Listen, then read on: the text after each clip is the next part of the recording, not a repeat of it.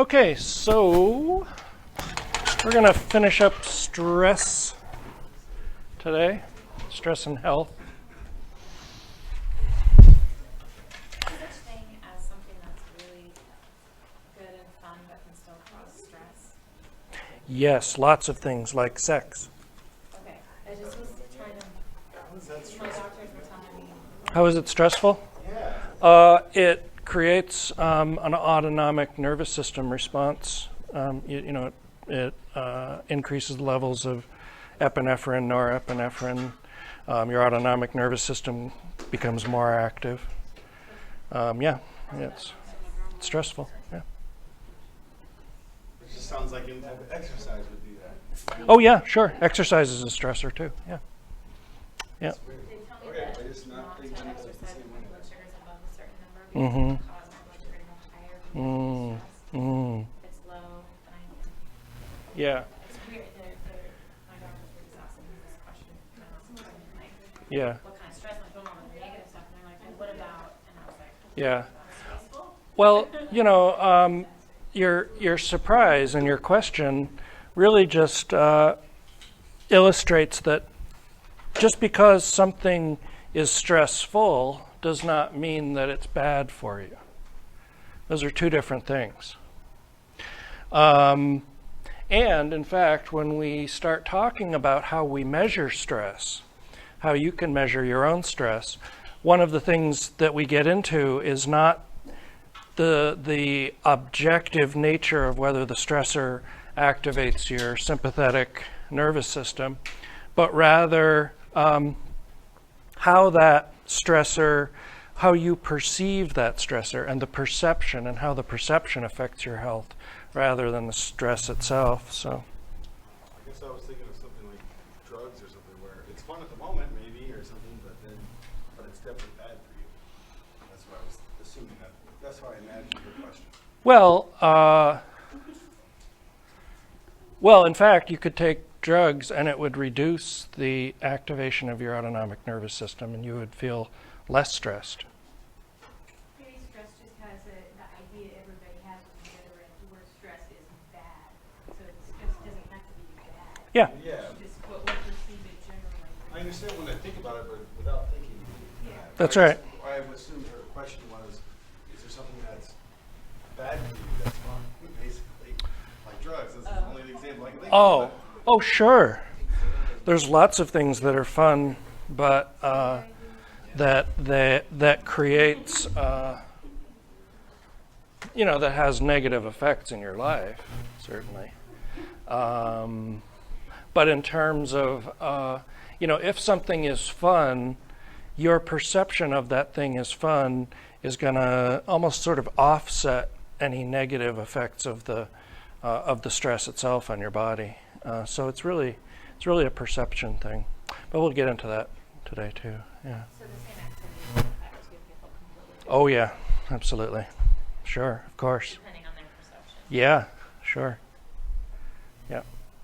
So, any other questions before we start out?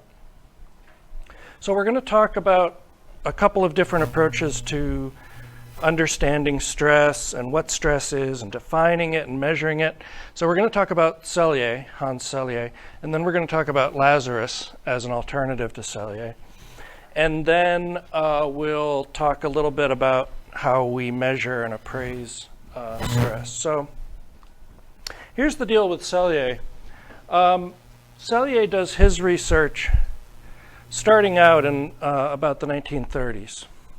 And he's active in research right up until the 1980s. And he's going to come up with the idea, the concept of what will become known as the General Adaptation Syndrome, or the GAS. And the General Adaptation Syndrome describes the physiological changes that an organism goes through as it responds to stress. Okay?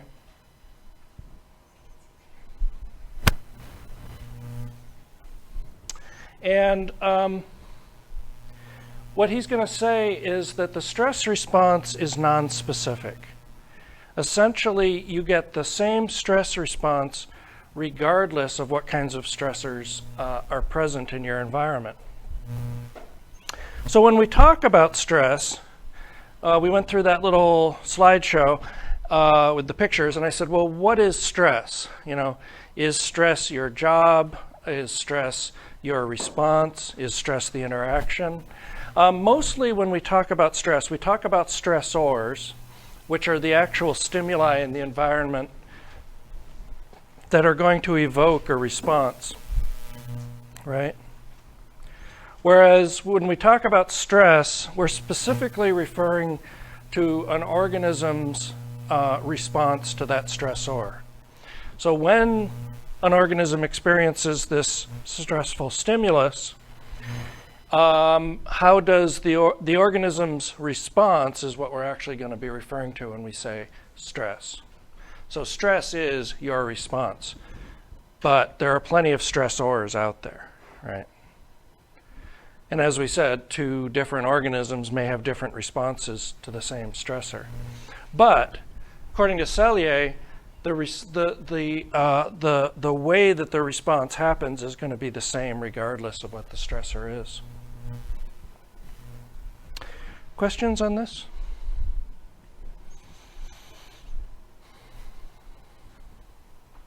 Meaning that the physiological response is going to be the same no matter what. Mm-hmm.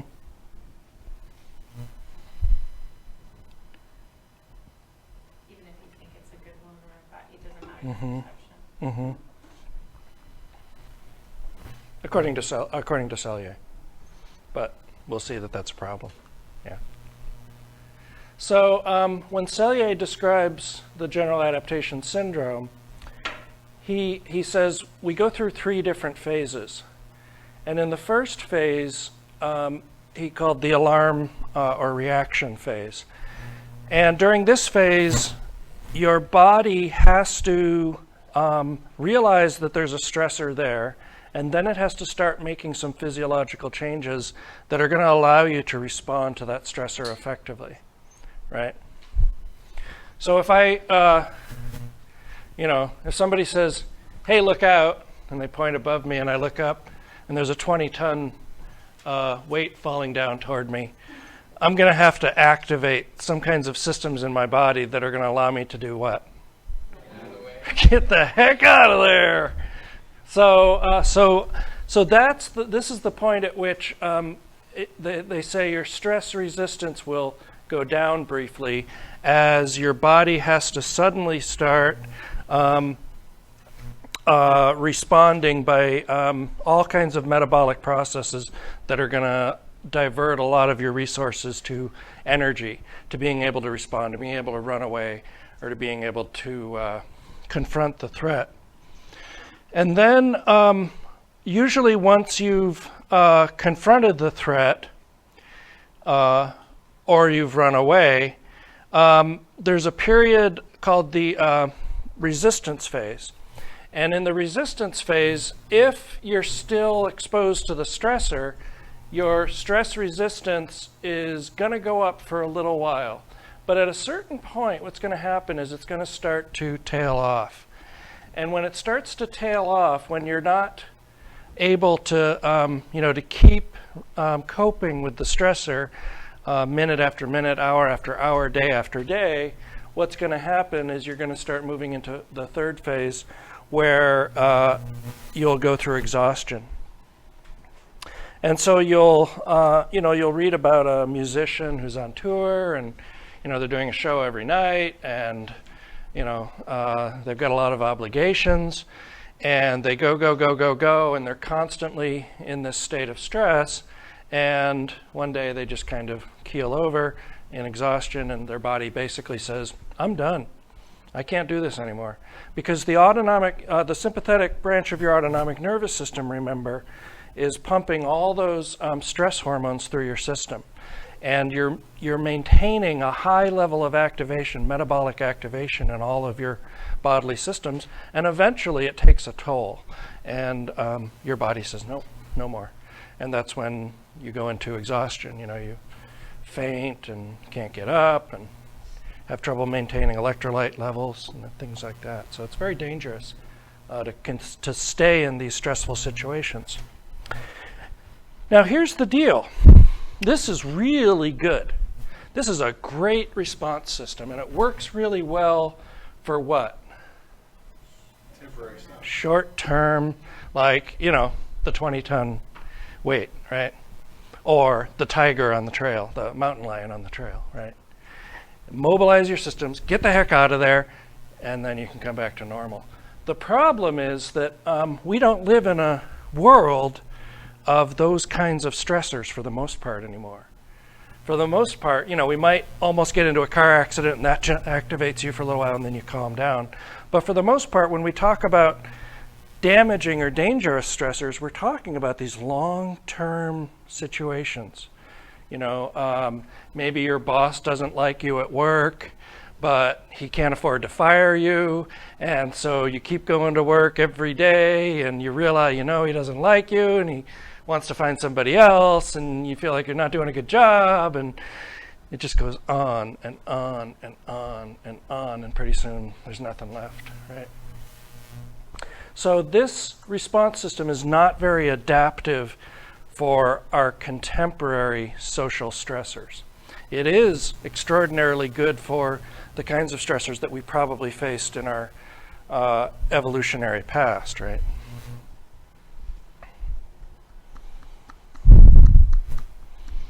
Okay, so questions on this stuff?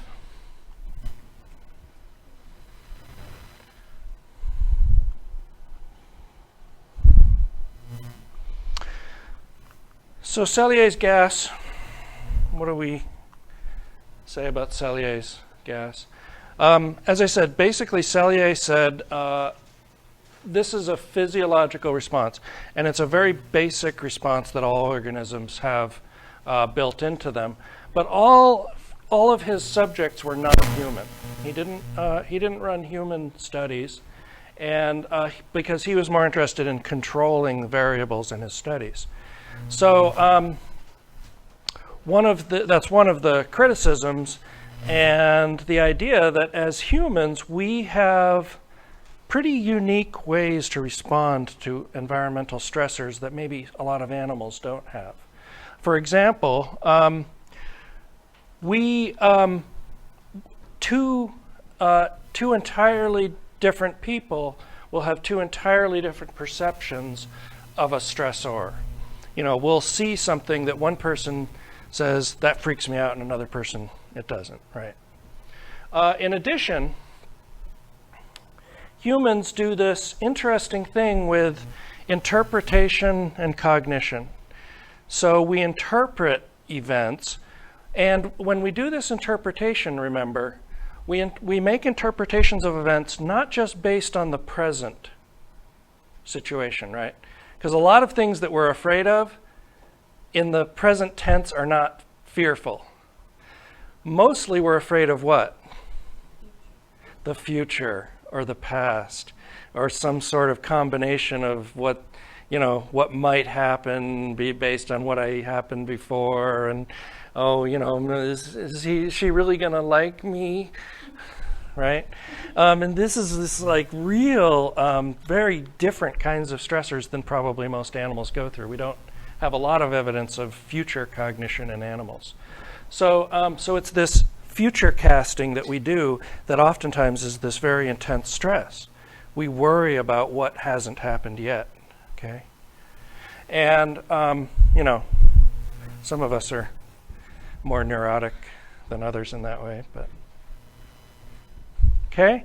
So the criticisms of Cellier are valid, but his basic description of the physiological process, when we look at human responses to stress, comes out about the same way. All mammals essentially respond the same way. So when we go beyond Cellier, we get to Richard Lazarus. And Lazarus is going to come along in the 1980s, and he's going to start doing research with humans on stress responses. And when he expands his research to humans, he's going to define stress specifically as the human response to the perception of threat and vulnerability, okay? So when you see a stressor, you're going to have to perceive it as threatening, or you're going to have to perceive a vulnerability that you have as a result of that stressor. So losing a job for one person may be stressful, for another person maybe not, right? Based on their subjective perceptions. Did you really like that job? Did you not like that job? Did you have money in the bank, so losing a job isn't a big deal? Are you living paycheck to paycheck, so you're on the street if you don't have a job, right? So all kinds of other situations are going to come into play in terms of how you interpret and perceive that stressful situation. And as I said, when we think about future events, that's all about perceiving a threat or a vulnerability that doesn't exist already, right? So in that way, we've got these really kind of somewhat unique patterns and processes. I already talked about this. And we've got this interesting thing about optimism. Some of us are very optimistic. Some of us are pessimistic. And optimists, when we talked about unrealistic optimism and realistic optimism, someone with unrealistic optimism may not be stressed out by the fact that they're having unsafe sex. Someone maybe with a more realistic optimism or a pessimistic view is going to be stressed out by the same kind of thing, right? Right? So if you say something nasty happens to you, but then you can see something good coming out of it, do you still, obviously still go through the stress, but is it changed if you have a different outlook on it? Well, that's so the question is, when you go through a stressful or traumatic event and you perform what's called a reframing of it or a reinterpretation of it as being, I lose my job, but now I have an opportunity to change careers, which I didn't feel free to do before I had lost my job, right? Really what it is, your stress is going to go down. You're reinterpreting in a different way. You're changing your perception. And it's a coping mechanism. It allows you to cope with the stressor by saying, I didn't really want that job anyway, right? Even if it's true or not. So you're going to have Sometimes we do a lot of that. We do a lot of like lying to ourselves to make ourselves feel better, don't we? I thought that was just people being stupid. No. Well, yeah, but no. People who do crazy things are not crazy. As human beings, we do a lot of weird kinds of stuff. We study this in social psych. If you're interested in that, take that course. But this is called cognitive dissonance. You already read about cognitive dissonance. Yeah, it's cognitive dissonance. So in order to reduce that arousal, we make up excuses for why we did something or why we do something, and that helps us feel better about ourselves, right? So it's kind of a way of coping, right? So when Lazarus talks about stress, he's going to define a concept of psychological stress, which is going to be a little bit different than Sellier's physiological stress response. And he's going to say psychological stress is a particular relationship between the person and the environment, okay? So you've got the person, and then you've got the environment the person is in. And that relationship, if it is appraised by the person as taxing or exceeding the resources that you have available to deal with that environmental stressor, or endangering your well-being. So here's the pivotal word here, appraised. So it's your appraisal that's going to really determine how stressful something is. You have control, really, is what that says. So there's an optimistic part of it. On the other hand, because it's an environmental stressor that you can't control, and it's going to endanger your well-being or exceed maybe your resources you have available to deal with it, that's going to be stressful. So you've got some control over your appraisal, but the stressor itself and your resources you may not have a lot of control over. So that's sort of good news, bad news in there. But you can still eliminate some of the stress by your appraisal. Yeah. Again, that cognitive reframing. Yeah. So, so this is what we call a transactional approach to understanding stress. That there's a transaction between the person and the environment. The person contributes something and the environment contributes something, and what we get, the product of the transaction, is stress. And that transaction, that interaction, that the combined contributions of the environment and the person are going to be moderated by the appraisal that you do. So your appraisal is going to modify or moderate that transaction, right? So you can make it more stressful, you can make it less stressful with that appraisal, okay? And then finally, in order for something to be stress, the person has to perceive it as being a threat to their psychological well-being, okay? A challenge, that is that it provides an opportunity for growth, right? Or some kind of psychological harm. So are you actually harmed by the stressor psychologically? Okay.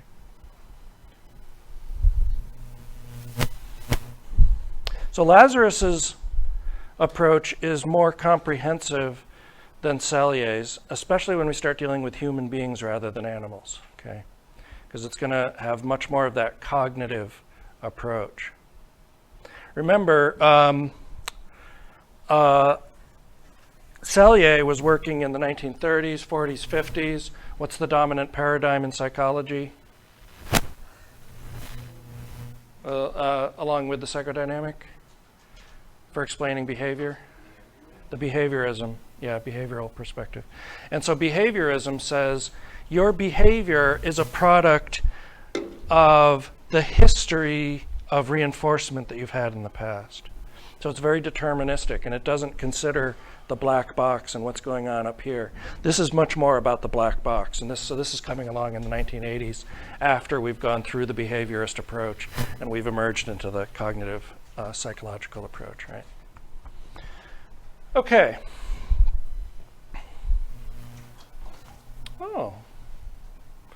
Well, glad you could join us. How nice. Thank you very much. That's okay. I'm just joking around with you. I'm not serious. We'd rather be out there in the sunshine with you, though. Okay, so let's look at how Lazarus thinks of this appraisal process and how we approach appraising stressful situations. So he's going to say there's a primary appraisal, and we can appraise a stressor as irrelevant to us, right? So, I wake up in the morning and I turn on the radio and I find out there was, a cyclone that went through Burma, wiped out a bunch of villages. I'm sad about that. I'm a little bit maybe stressed, but mostly it's irrelevant to my life. The earthquake in China, probably more relevant, it's, because we're, a much bigger part of each other's economy and things like that. But, so the relevance is going to have an effect on how I'm going to appraise this stress. Also, my appraisal is going to depend on whether it's a benign or positive stress versus one that is harmful or negative, right? So you're talking about, how can sex be stressful? Well, it's stressful, but we appraise it as not being so stressful, right? And then whether or not it ultimately is a stress, it provides this physiological stress. What's that? Probably more therapeutic. Yeah, it could be therapeutic. I don't know, I think I want to go to your therapist. My therapist, well, he just gives me drugs. But, maybe I don't want to go to your therapist. Okay, so when we appraise something as stressful, generally we think of it as being harmful, threatening, or challenging. And we generally think of it as being harmful, he says, when we experience these kinds of emotion: anger, sadness, disgust, contempt, right? Threat, when we appraise something as threatening, stressful and threatening, what we generally tend to feel are the kinds of afraid kinds of emotions. So fear, anxiety, worry, right? And when we appraise something as being challenging, we experience excitement or anticipation, right? When you go to your therapist's office, you experience lots of anticipation, right? So this is a nice, really nice, comprehensive kind of model for understanding how we can experience things so vastly different as individuals, right?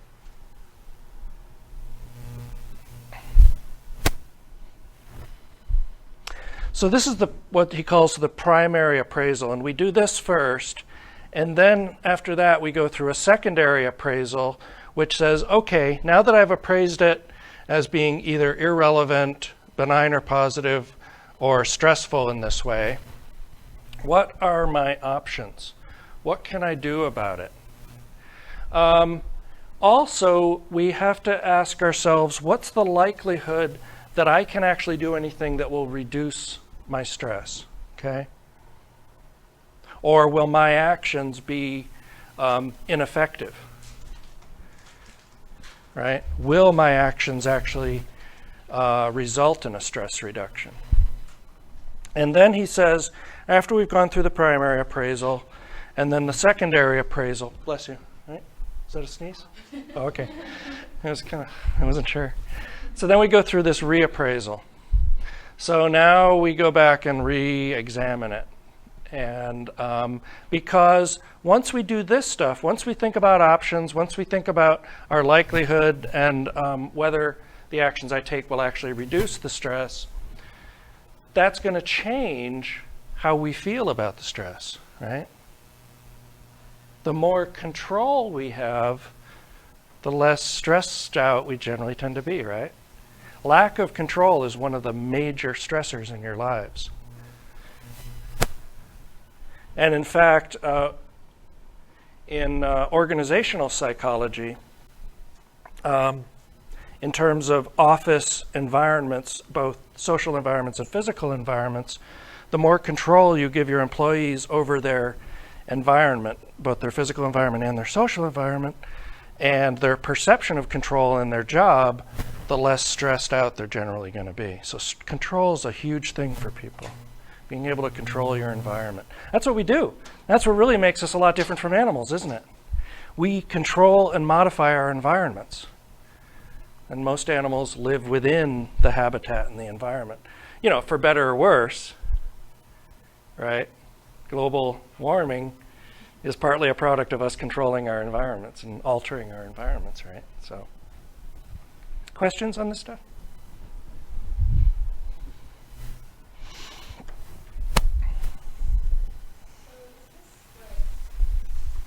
Are all these different appraisals like more cognitive or are they more like subconscious?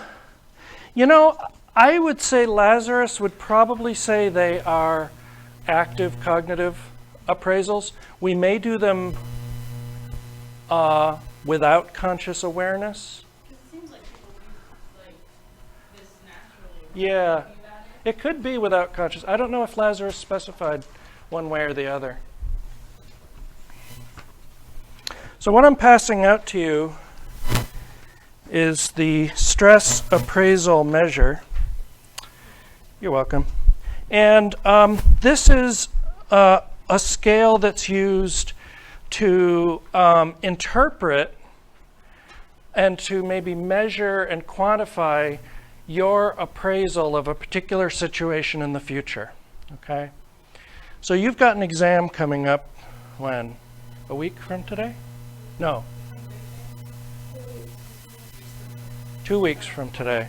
Yeah, because we don't have class next Thursday. So a week from Tuesday then. Yeah, right after I get back. Is that right? In a couple of weeks. Yeah, because we're doing the lab on Tuesday. So you've got an exam coming up. I would like you to fill out this stress appraisal measure in reference to how you are feeling about that exam coming up. Okay? So it gives you a bunch of questions, and then you indicate whether you say not at all, slightly, moderately, considerably, extremely. So go ahead and do that. Circle. As to how we feel today, because obviously Yeah. that stress was the closer we get to that. Yeah. How you feel today? Yeah, that's fine. Yeah, don't imagine your stress in the future. That's like you need more stress, but. And I'll pause the podcast. Well, actually, I'll let you do that, and we'll take a little break too, and then we'll come back and interpret the stress appraisal measure.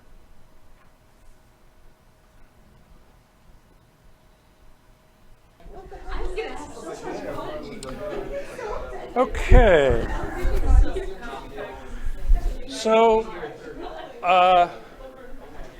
now that, hey, hello.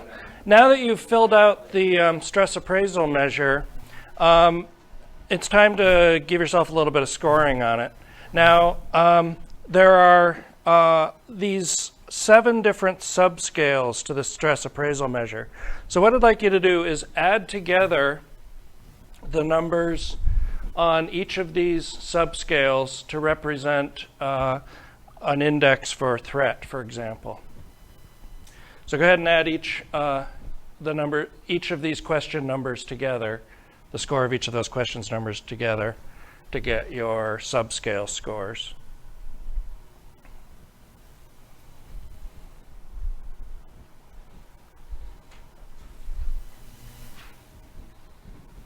We should have lines across this so you can tell which one. Yeah, I'll put those on there next time. Yeah. He's like, yeah, I'll take that, sure.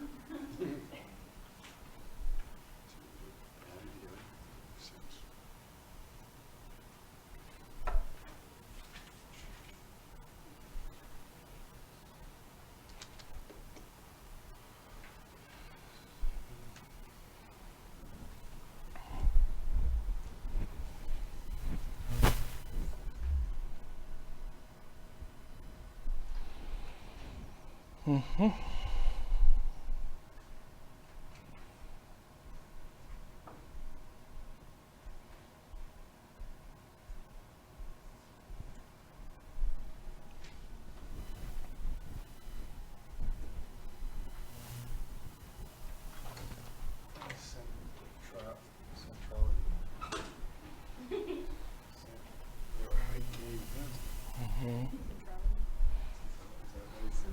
What does that mean?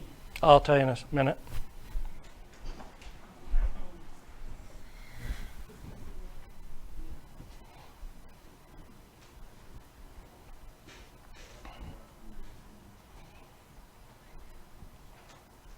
So add together your score on each of these items to get the subscale total for each of these subscales.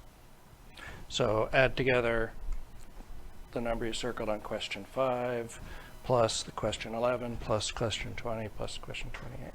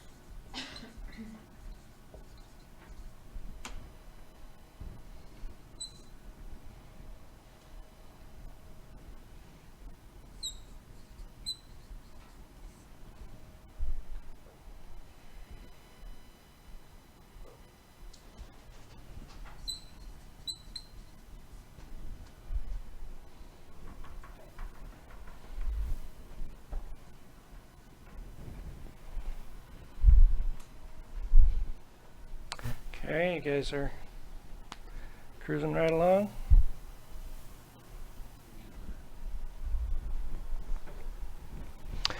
So, well, I'll start because the people that I'm going to ask are here. So, Gleanne, Jared, and Laura, in order, what are your scores for the threat scale? 5, 7, 12. Okay. And challenge? 14. Okay. And centrality? 4. 12. Okay. Control self? 20. 20. Okay. Okay. 17. Okay. And 20. Okay. Wow. Huh. 15. And then uncontrollable? 5. 4. 6. Good. And then stressfulness? 9. 7. 12. Okay. Good. So, do you see any kind of patterns there?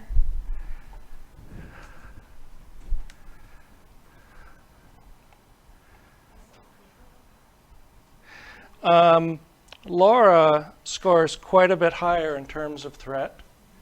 And also notice that she winds up scoring a little bit higher. So there's threat and stressfulness are pretty tightly correlated in this particular case.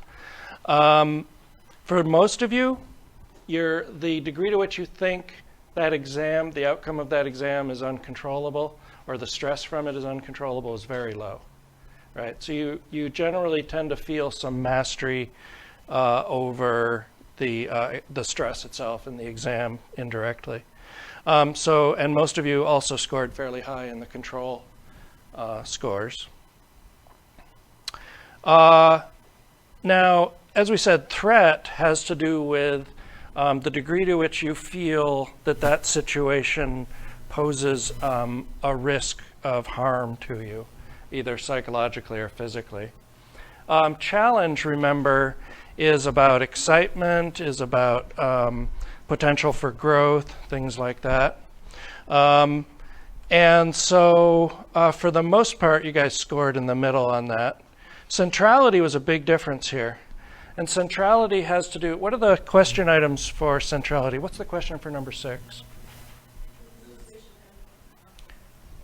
Okay, and number 9?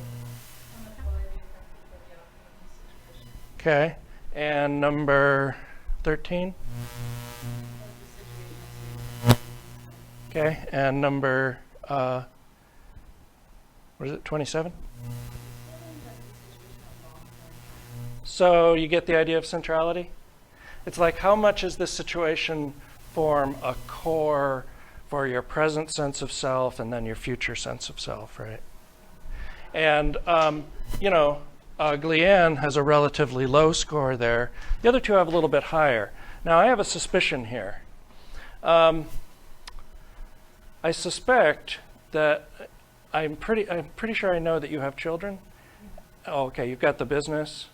You've got a lot of other stuff going on outside, and I wonder if the two of you may have sort of your identity is more tied into your success on the exam or indirectly in the class than yours might be, where you've maybe you've formed this unique identity. I don't have a specific major rank, still kind of working on that. So it's like maybe if I had a specific thing, it would have more weight. But since I'm still kind of figuring it out, Okay. it might have more weight because, you know what I'm saying? Are you guys thinking of majoring in psychology or something related? No? Okay. So why do you think you guys have a higher centrality score? Any ideas? I did terrible on the last test. Okay. This next test kind of weighs on a lot of my grade. Well, not a lot of my grade. Okay. Okay. That was more of just GPA and maybe grade in class as opposed to my overall health Okay. or well-being. Right. Right. Any ideas? Okay. So there's a lot riding on it. Yeah. So, so again, this is the idea of appraisal. You're appraising the centrality much differently than the two of them, right? So, so how you appraise something is going to ultimately contribute to really how stressful it's going to feel to you. So what if your centrality is Then you need to get a life. I think mine would be really high too. like what 18 is 18? That's really high or not? Well, if you consider that the maximum would be 20, right? 5 times 4. 18 is pretty close to the maximum, yeah.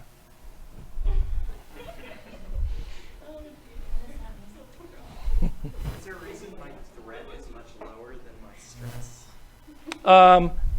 Probably because threat composes maybe less of your appraisal of stress than does challenge or centrality or, control, possibly. I'm not sure. Yeah. Okay, so this is just a way to get a general measure of how you're appraising a stressful situation. And someone, if, for example, if a psychotherapist was working with you, they might be able to say, oh, well, look, if you score 20 on centrality, they're going to go, I wonder how you could reappraise this so it's not quite as important to your core sense of self and future and stuff like that. Okay. Yeah. Okay.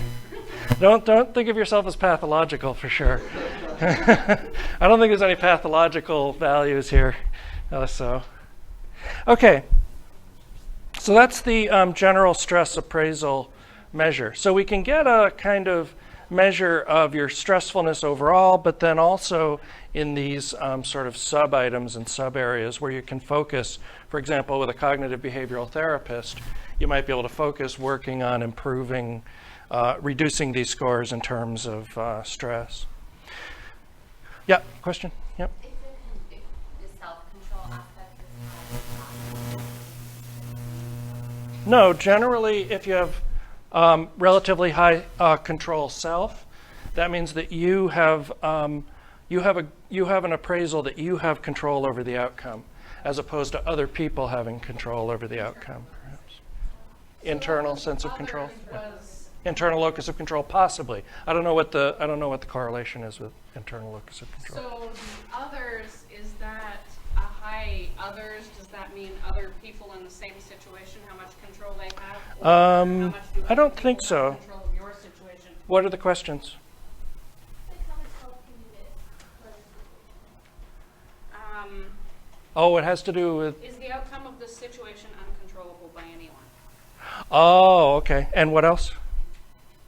What are the other Down questions? the other Oh, I'm sorry. levels. I'm sorry. Let me go back. So 4, like 15. Is the Is there 15? anyone to help you manage this problem? Is there anybody to help you cope with this problem? oh really? Okay, so the control has to do with being able to call on others rather than others being in control, maybe. Yeah. So if you Yeah. have a high others control, just means you feel what's up. Means you appraise the situation that that you can call on other people for You ask. assistance. Yeah. I get it. Kind of how I kind of see that is, and I know what I have a tendency to do with it is like my control for self. I have that high, and I also kind of project my expectations for myself on others, which is not always the best thing because not everybody is like you, and other people can have other difficulties in areas. So, necessarily having a 20 may not necessarily be good when I'm at work expecting workers to uphold the standard I hold for myself, and they may, you know what I mean? It seems like projecting my expectations for myself on others. Okay. So it's, All right. there might be things that people don't have as much control as you do. Yeah. Right. Yeah. Don't forget that if you're the boss, you're in charge, but the people working for you, they may have a whole different perspective. Sure. Yeah. Okay. So Lazarus not only has some ideas about how stress works, but also how we respond and cope with the stressor. And so remember the second phase of the general adaptation syndrome is about responding to the stressor and coping with it. And so Lazarus says coping, he defines coping as the constantly changing cognitive and behavioral efforts that we, that we expend, the effort that we use to help manage those external and or internal demands that we appraise, again, as being taxing or exceeding the resources that we have available, right?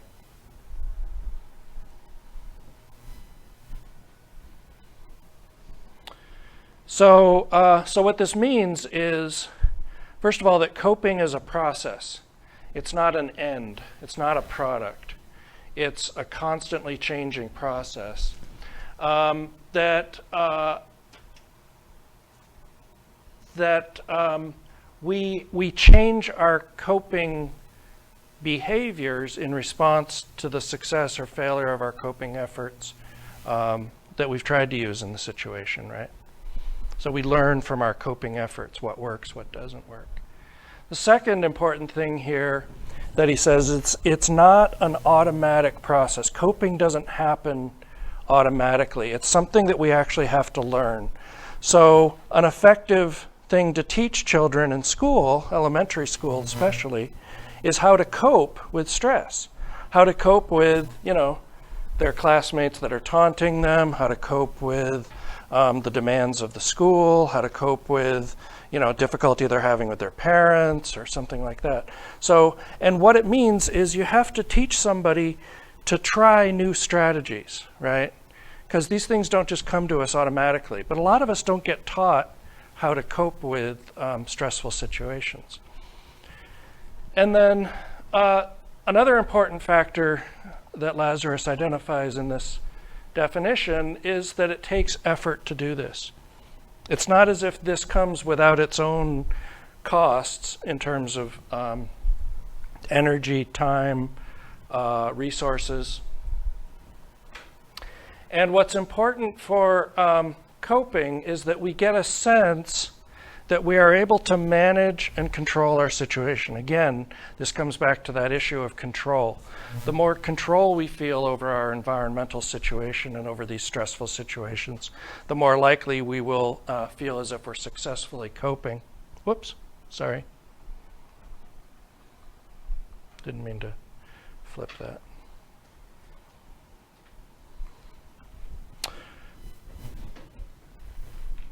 Okay.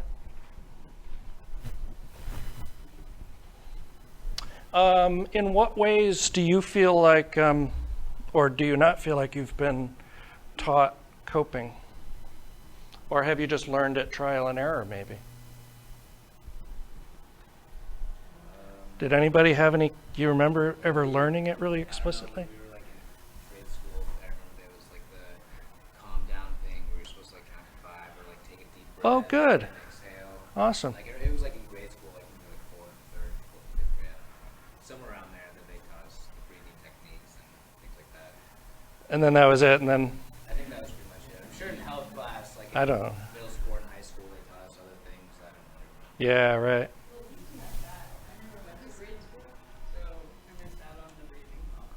Well, you learned it now.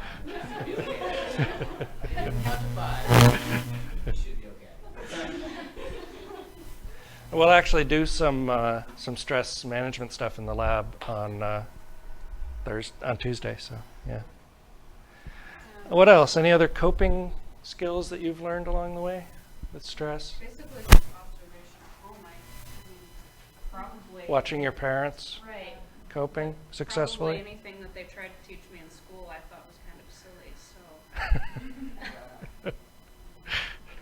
So. So a lot of times this will come from parents, but of course if the parents have never learned it, then they're going to have a hard time teaching it to their children too. And Do you mean, when I was a kid, like, we weren't allowed to, like, hit each other, but my mom said that you can still get your anger out by hitting your pillow or screaming into your pillow. You can Sure. scream for long or as much as you want, but you can't touch your sister. Sure. So I used to try to beat my sister with a vacuum. Well, hopefully you would be able to deal with the stress before you got to the anger and aggression part. But Like when I was like 6 or 7, I don't know, I just would hit her. Yeah. But, you know, for kids, for real young kids, it's really hard, isn't it? Why? What part of the brain hasn't developed fully that's involved with impulse control and all of it? Impulse control, planning, the frontal cortex, the prefrontal cortex. And that really doesn't develop until adolescence. And even then, sometimes the early to mid-20s. And so it's hard for kids. Is that really a coping mechanism then to Self-control and self-regulation? Sure. Yeah, being able to regulate your arousal. Sure. Yeah. Also personalities, I would think personalities would have a big part in Yeah. how you respond to that. So what we call temperament in children a lot. Yeah, sure. So here's what Lazarus proposes for coping and how coping works. He says coping requires, first of all, that you be healthy and that you have energy available. Because when you're sick or when you're tired, your ability to summon those effortful resources that you're going to need to actually do the coping is low, right? In addition, he says, you need to have a positive belief in your ability to actually change the situation, right? Or to change your appraisal. If you don't believe you can positively affect the situation or the outcome, then that's going to be a problem for coping. It's going to make coping difficult. Also, he says, coping is a skill. And like any skill, you need to be able to solve problems. You need to be able to identify problems and then creatively find solutions to those problems. You need to have developed social skills, okay? Because sometimes you need to reach out to other people for help as part of your coping, right? And that's also going to involve what's consistently going to come up as a great buffer against stress, illness, psychological disorders is social support. Having a network of friends, having a network of family members, having a religious community that you can reach out to that's going to be able to provide you support as part of your coping. And then finally, he says, sometimes we just need money. We need the stuff that's going to allow us to, to work on coping. If you're out of money and you're sick and you don't have any energy and you have negative attitudes and you haven't developed these kinds of skills, that's a recipe for stress without coping, okay? And that's not good. That's not good. Well, and the lack of one of those can have an effect. Yeah, deficiency in any one of these areas is going to diminish your ability to successfully create a coping strategy. Okay, so that's pretty much Selye and Lazarus. Any questions on this stuff? I like Lazarus's models. I think they're really worthwhile and really useful. I'm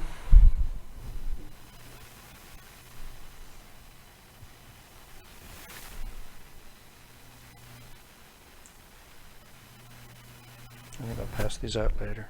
Okay. So let's talk about what actually happens in your body in terms of physiological effects of stress, right? As we said, with the general adaptation syndrome, it's no problem when you go into a stress, you encounter a stressful situation, and your body mobilizes the resources it needs to respond to that stress. That's fine. The problem, and you go through those two stages, the alarm stage and the resistance stage. The problem is when you go past the resistance stage and you start going into this exhaustion stage.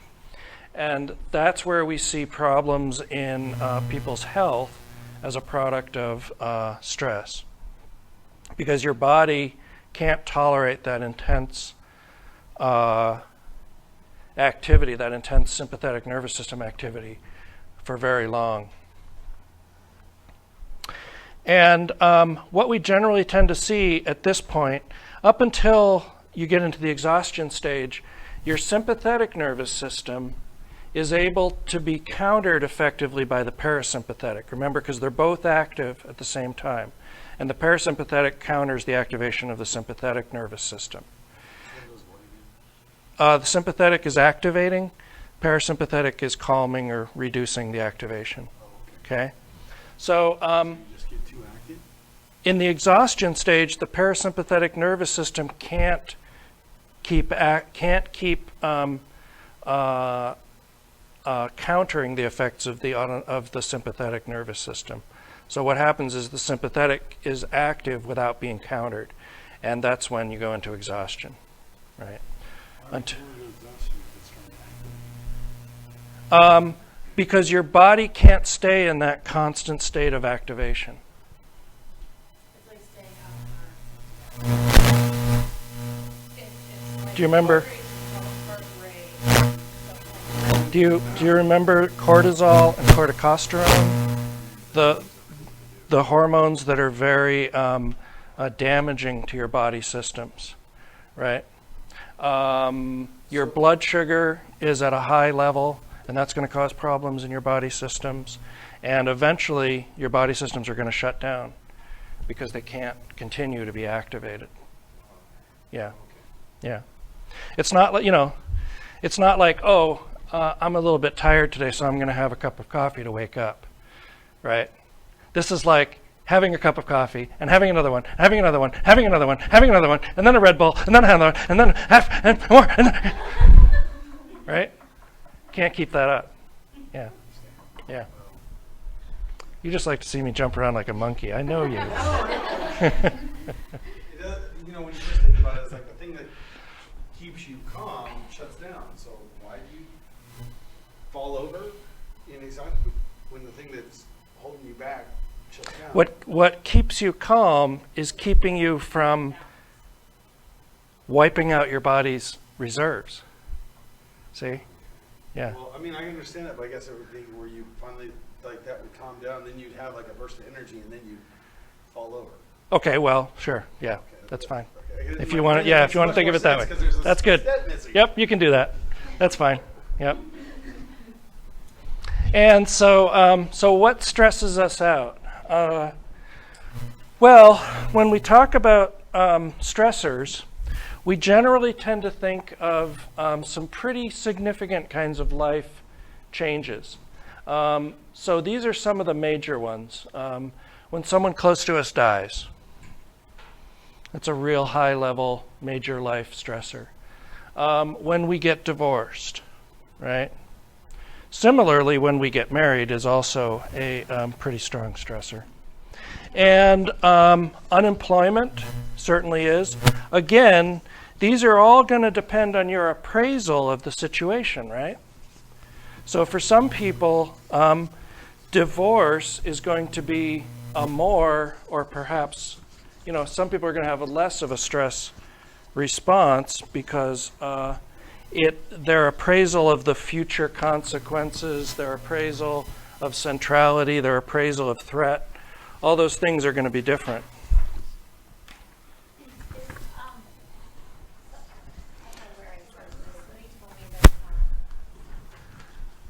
Like moving your home is comparable, like physiologically in your body, to the same kind of stuff you experience when someone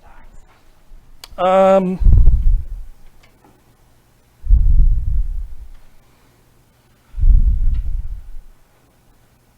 Pretty close, as I recall. It's not on this list. Changing residence. Yeah, that's it. How high is that? That's number 20?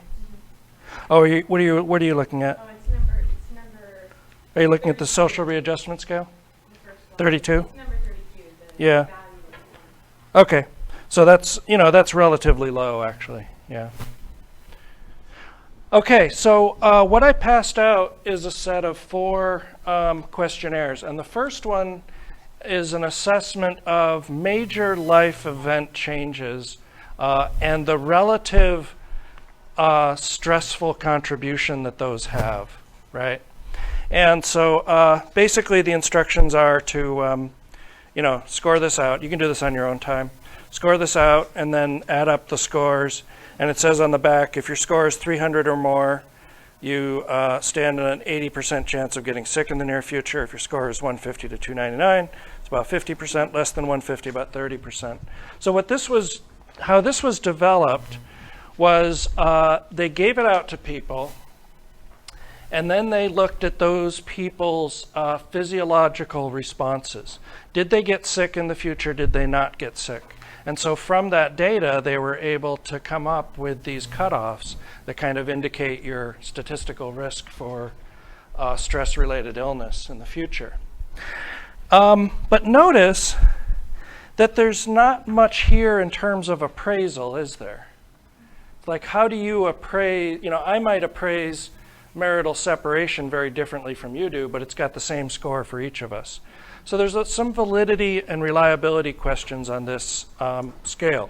You just, if this has happened to you, you just take that number and Yeah, you score it as what you feel like out of 7 or whatever, the number out of 100. No, you take the value of 100 and add it together. Yep. So in addition to these major life changes, and in fact, what we're seeing that has a larger effect on stress and stress-related illnesses are these long-term sort of day after day after day kinds of stressful experiences. Oh, incidentally, the second page of that handout is a modification of that social readjustment scale for undergraduate populations. Because obviously college undergraduates are going to have different kinds of major life events. So that's just it just uses a different population for that. And these ongoing sort of daily hassles, as they're called, usually come in the form of environmental stressors, work stressors.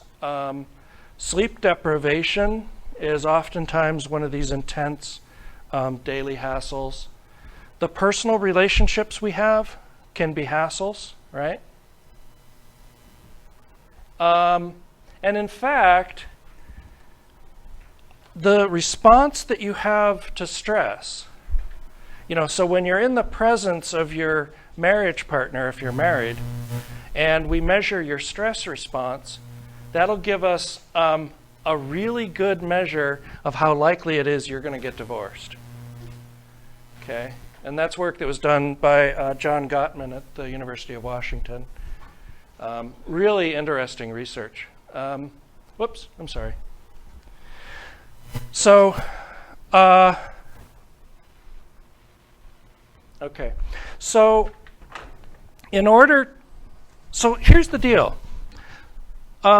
Environmental stressors, we think of things like noise, big stressor for people, crowding, pollution, crime. And if you live in a city, guess what? You got all that stuff. And this stuff compounds. So generally, cities are stressful places to live in comparison to areas where you don't have these kinds of stressors. But again, it's going to be factored by appraisal. How do you appraise that situation as stressful or not stressful? Now, all of these things are all good and fine, but guess what? A lot of this stuff, especially personal relationships, that can be both a hassle, but also what Anita DeLongis and Folkman refer to as uplifts. So the third scale in this packet is the hassles and uplift scale. And the deal with the hassles and uplift scale is that just before you go to bed, sit down and reflect on each of these items and to what degree you felt those factors of your life were a hassle to you, caused you problems, versus what degree there were uplifts. So for example, children. Day or throughout? That particular day, yeah. And so for example, children, children are both a hassle and an uplift. But maybe the uplifts exceed the hassles, right? And so one of the ways this is used is to help people as they're going through sort of stress coping training to be able to see how their hassles and uplifts are changing. And are they reappraising things as more of an uplift and less of a hassle, right? Okay? These other ones, when you're doing it, if it's never happened to you, then you just don't. Yeah, I use a 0 score. Yep. Yep. Fortunately. Okay. So how are we going to measure stress? Well, we talked about the social readjustment rating scale. This is sometimes just called the major life event scale. The undergraduate stress questionnaire, again, good for undergraduate populations. The hassles and uplift scale, which has more to do with daily events. And this was developed, I took a health psychology class from Anita DeLongis at the University of British Columbia. And then the last one in this packet is the social support scale. And what this does is it gives you an opportunity to recognize areas that we know of that usually provide people social support and how much social support you feel from those areas. So this is a good scale to go through and start and recognize the places where you can get social support, or start cultivating areas where you're not getting social support but you can. So for example, if you don't belong to a religious community, that might be, an indication that it might be a good time to maybe start getting involved if you have problems of getting social support from other areas. Or a group concerned with the environment, or a self-improvement group, or whatever, right?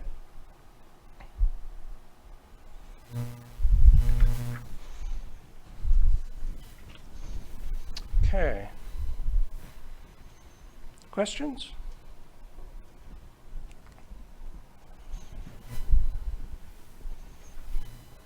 On measuring stress. How many of these should you do? Or if you Oh no, I'm just giving you samples. Yeah, there's even tons more than these. It really depends on, for example, if you're in a therapy or something and you're developing coping skills, the particular goals of the therapy might determine what kinds of measurements or scales they might use. Yeah. In the case of Frank's therapy, they've got a whole different thing going. So, okay, so psychoneuroimmunology, big $50 word for how your mental processes and your behaviors affect your neurologic systems and your immune systems, and how the interactive effects work between all three of these things. So, so what we know is the central nervous system and the immune system are independent systems, but they're interactive. They talk to each other. So the central nervous system talks to the immune system talks to your central nervous system, okay? So your brain has some control over your immune system processes. Most of us think of our immune system as being relatively, not really in our voluntary control at least. But the immune system can actually be classically conditioned, right? Just like I can get you to salivate when I play a harmonica tone, you can condition, or your immune system can be conditioned to be impaired. So this is research done with rats. If we give them a saccharin solution and pair it with, it's a sweet tasting solution, and we pair that sweet tasting solution with an immunosuppressant that suppresses the rat's immune system, so it's not activated, it's inactivated. And we do that pairing enough, when we give them the sweet tasting powder, their immune system takes a dive all by itself without the immunosuppressant. How do they know their system takes it because we can measure, for example, lymphocytes and T cells and the kinds of cells and processes that are generated by the immune system. Yeah. Yeah. So I can, for example, with HIV is an immune suppressing disease, and one of the diagnostics, or at least one of the tracking the progress of your HIV has to do with checking for different kinds of organisms and cells in your blood. So, yeah. Yeah.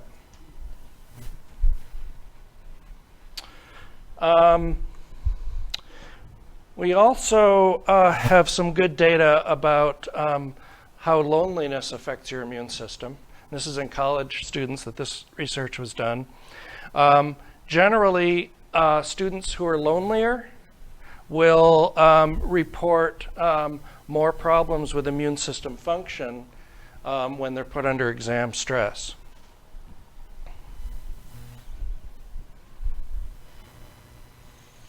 And actually, it's kind of fun to work with college students because they're either poor and they want money, or they have to participate in research for psychology course credit. And you can actually infect them with diseases and see what happens, how they, how their immune system responds. But we'll talk about that in a second. Chronic stressors. For women who have been recently separated, we consistently see reduced immune system function. In addition, men who had a spouse die recently also consistently display lower immune system function. And this can be the cause of death, right? If you get an infection and your immune system can't respond to it effectively, people will die from having this impaired immune system. So it's important to have good coping mechanisms to be able to deal with the kinds of stressors that you may be exposed to in life.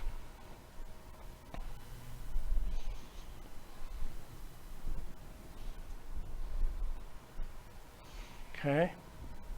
It's interesting how it just says men whose wives have recently died. Yeah. Not women. Isn't that interesting? Yeah. 'Cause Yeah. I would guess that that's who they did the study on, and they don't have data for the other group. I think you're not right about that, but here's the deal. Most people, I think most people underestimate the degree to which men are dependent on women. In this culture, we tend to think, oh, well, the women are dependent on the men. But in reality, psychologically, men have a high dependence on women for good functioning, yeah. In my family history, there's several cases where grandma dies and grandpa dies a month later. And then the opposite effect, if grandpa dies, grandma lives 10 more years or 12 more years. Well, maybe grandpa's kind of a stressor for grandma. I don't know. I mean, these are people that were married for like 70 years. Yeah, it is not that uncommon for once one partner dies that the other partner will die within a year. I think that's, that's the kind of cutoff where if you get through that year, you're okay, you're good to go. But yeah, oftentimes it's within that year. How are you going to actually improve your immune system? Well, for one thing, relaxation training. So you can work with a therapist for relaxation training, Frank. It's always relaxing after the Yeah, the therapy is kind of a stressor, but then the relaxation comes later. So, and we'll actually be doing some of this in class on Tuesday. Be sure to be here. I'm thinking of the movie cliche of smoking the cigarette after thing. Yeah, bring your cigarettes. So we're going to do relaxation through biofeedback training. So we'll see the effect of biofeedback on your autonomic nervous system. In addition, if the stress comes from a trauma, Consistently, we see if people write about the trauma, their immune system is improved. And in addition, aerobic training and stress management are always effective. This, exercise comes up again and again and again, not only in stress management and coping, but also in dealing with the effects of psychological disorders, for example. Oftentimes depression, one treatment for depression is exercise. Just wish I could follow my own advice. Incidentally, this is that research I was telling you, I think this was the research I was telling you about, where they took college students and infected them with the rhinovirus. And they had one group who wrote about some kind of trauma they had experienced, and another group, was the control group that didn't write. And the ones who were doing the writing didn't get sick, and the ones who didn't did get sick. So I think that's what that was. So we've got a lot of good data and research on stress. In this culture, this is a very intense culture we live in. Your expectations for production and productivity, and as college students, you're really in a high stress situation. So it's good to develop these kinds of skills if you can. So if you have, for instance, eating for me or exercising, all of these things are really stressful because it's a math problem every time I eat, or it's something that I have to take this, and if I don't finish, I know what I'll feel like if I don't take care of myself, kind of a thing. Is there things that you can do to reduce that stress? It's a stress, it's like deciding what you're gonna So the have to. the health management is stressful, Yeah. and getting sick is stressful. So which are you going to, Which one's which? Yeah. Yeah, you're between a rock and a hard place. I think what you have to deal with is reducing the stress you feel in the health management part. So, when you think about planning or, doing whatever it is you have to do, take some deep breaths, write about it, go run around the block. I don't know. Yeah. Yeah. Just one of those things. Just curious. Any other questions?